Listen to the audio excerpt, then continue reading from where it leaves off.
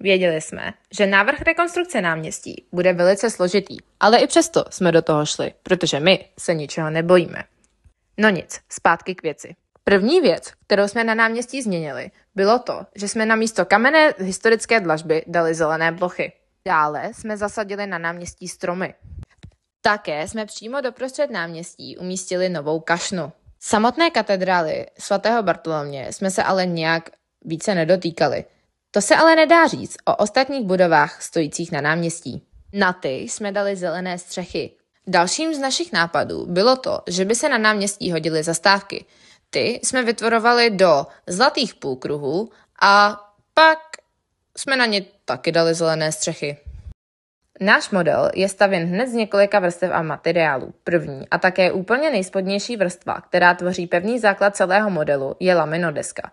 Hned na ní je nalepena cca 15 cm vysoká deska z polystyrenu, díky které můžeme zmenšeniny stromů jednoduše připomnět jen pomocí špejle. Jako třetí a dá se říct poslední vrstva je lehce našedivělá velkoformátová čtvrť.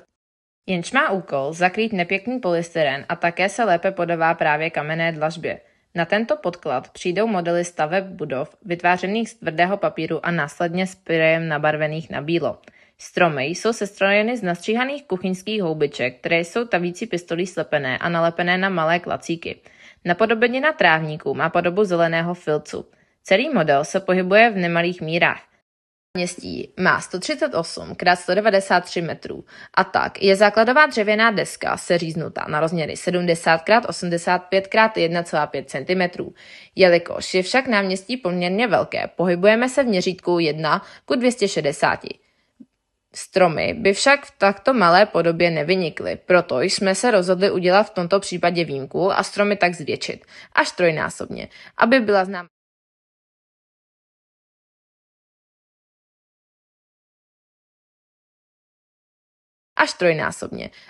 známa. Důležitost jejich přítomnosti.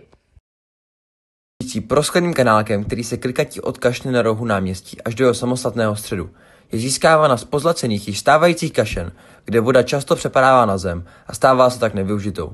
Našli jsme pro ně tedy využití. Jak už bylo zmíněno, uprostřed celé plochy náměstí umístíme novou fontánu, která bude vyrábět energii díky využití nevyužívané vody.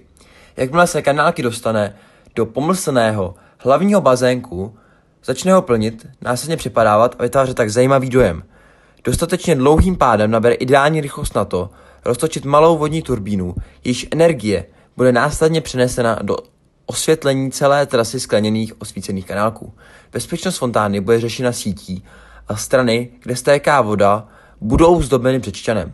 Tím, že bude touto velkou souvislou plochou proudit voda, se nám náměstí příjemně ochladí a bude lépe chráněno před přehříváním. Dochází ke vzniku problému přehřívání měst. Přehřívání měst, známé také jako městský tepelný ostrov, je jev, při kterém města mají vyšší teploty než okolní venkovské oblasti. Existuje několik faktorů, které přispívají k tomuto jevu. Za prvé, úprava krajiny.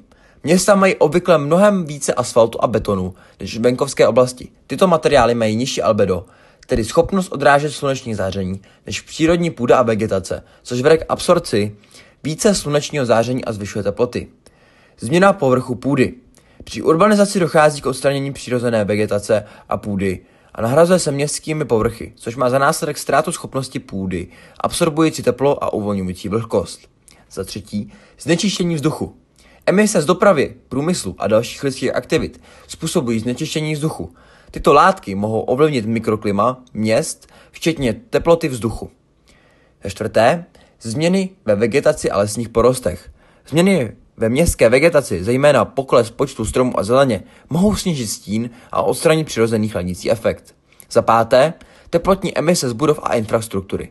Budovy a infrastruktura měst mohou emitovat teplo, zejména večer, kdy jsou teploty v městě obvykle vyšší než v okolních venkovních oblastech.